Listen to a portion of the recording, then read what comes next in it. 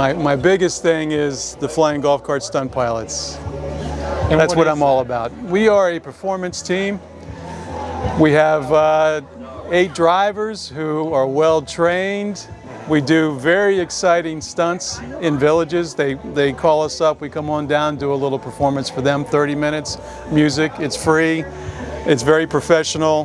We have a lot of fun doing it, and every time we've done a performance, of which we've probably done 100 by now over the last 4 years, we get a standing ovation after every one. Never had a performance we didn't get a standing ovation. So this is my passion. I live in the villages, and this is the only thing I do. It takes a lot of time, but it's a lot of fun. This is a very loose club, so we don't have any dedicated positions. We don't have any red tape. We don't really have any meetings. We just get together and practice, and then we do performances, and no one is really, we're all equal. The only difference is my cart is tricked out in order to lead the team. So it has a PA system. On top I have a round table for speakers, and it has a lot of stuff on it that gets us successfully done through a performance. Gotcha. Other than that, everyone else, I mean, we all do the same stunts. Everyone does the same thing. Oh my God! Oh, it's the best thing ever. I mean, it takes the right personality to do it. And because we're serious about it, it's not something that we play at. And practice, we do 1.5 hours of practice every week when we're in season. And we usually have, on average, 4 to 6 performances a month when we're in season. Really? So it's a lot of work and it's a lot of commitment, but everyone that's on the team just loves it. I mean, we just love to perform. We don't charge anything, it's free. We get the high from performing for people, and they get so excited by seeing these weird stunts that we do because they're so visually exciting. I mean, they don't understand, well, what's going to happen next? And they see this happen and that happen, and they're just mesmerized by the stuff that we do. And it takes a lot of practice to make that happen. But they are happy with it, and we love the crowd's reaction. So, I mean, that's what gives us the fire to keep going. We really love it and really enjoy it. I would consider getting a seat that's going to be very comfortable for you if you're going to be doing a lot of driving. This seat that I have is a customized seat. It's up a couple of levels from what you would get on a standard cart with no upgrades. I would get armrests that hold you in the cart. A lot of people, when they first start out in a cart, they might have a seat belt, they may not. But they don't realize that when you take a sharp turn, you're going to slide across the seat, maybe slide out. So those armrests keep you in really nicely. Yeah. So the seat, the armrest, the seat belt, if you're going to do night driving, which a lot of people don't, but when I moved here, I did all my driving at nighttime, navigating the villages for months, had a great time. You want to have better lights on it because the headlights on these carts are not that great. Gotcha.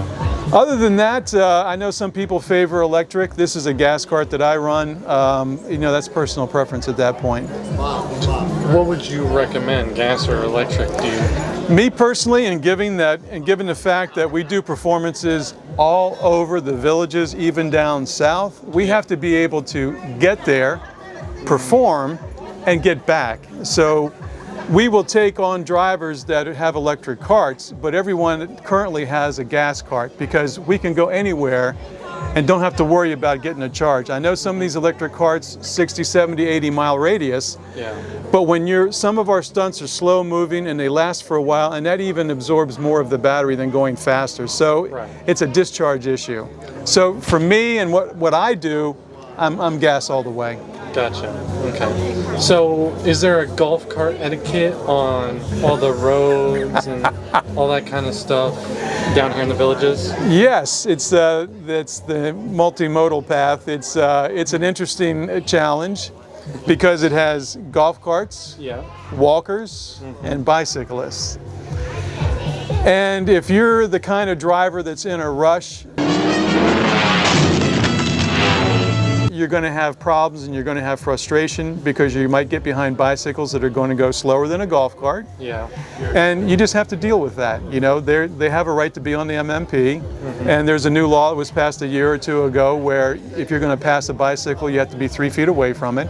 The MMPs are not that wide, you know, and when you come up on an MMP and they have an island down the center to split the traffic, I've seen carts pass bicyclists in that situation, which is not a very safe thing to do. So you have to be relaxed if you're going to drive a golf cart around the villages. Otherwise, you're going to get frustrated by all the slow things that are in front of you. You might have a driver that's only going, a cart driver only going 12 miles an hour. Mm-hmm. You know, you want to do 19.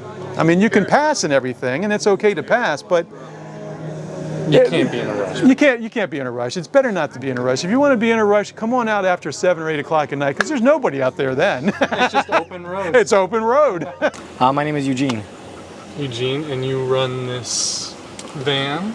Yeah, I just like travel the country, perform wherever I am, mostly on the streets, and working my way up to doing more driveway concerts. How did you get into this, really? Well, in 2015, I was in Tel Aviv in Israel, and I was doing telemarketing, I was doing sales, and I ran into a girl in Tel Aviv who was doing street music, and I found out that in a couple of hours she makes my daily wage. So I thought, oh, maybe, I mean, I can sing, I thought. And so I started performing in the streets. And then one thing led to another. Then I went to Europe, and then I went to Australia. Then in Australia, I started living in a van. And back then I was maybe 10, 15 grand in debt. But because I was living in a van, I didn't have any rent. So within a year, I was debt free. Oh, nice. And then I saw someone, they built a home out of a box truck. And I thought maybe combining the things that I do. I already was singing on the street, so I'm like, what if I can have a stage on the side of my van? And that's where that idea was first implanted. And then during COVID, I had an opportunity to buy this van and started slowly converting it, starting with a recording studio and then slowly making my way to the stage. I was always into music. I was always that annoying kid that brought his guitar everywhere. But she inspired me to actually try making money at it. And actually doing it. And that's what I did. How is it?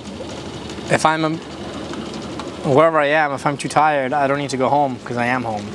So I just pull my bed down and have a nap, and then onwards and upwards. Following the seasons across the United States, my winters I spend in Florida mostly, and then summers, Colorado, maybe some California as well. Oh yeah. They approve.